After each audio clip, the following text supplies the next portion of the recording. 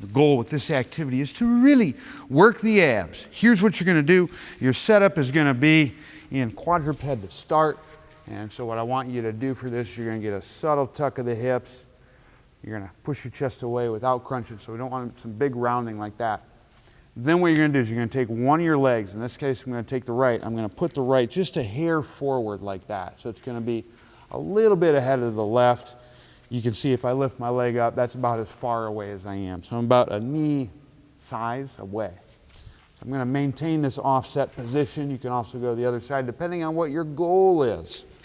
We're going to go with the right. And what I want to do is I'm going to get that subtle tuck. I'm going to push the chest away. Again, not excessively rounding with either. Both are subtle. You're going to exhale.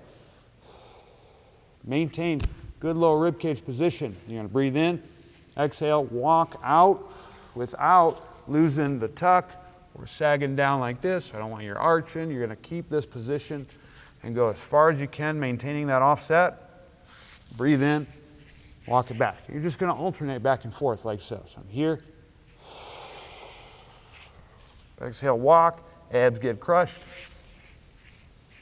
Breathe in, walk it back. Rinse and repeat.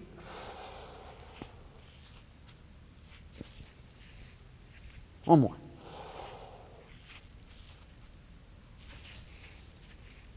Whew, that's how it's done.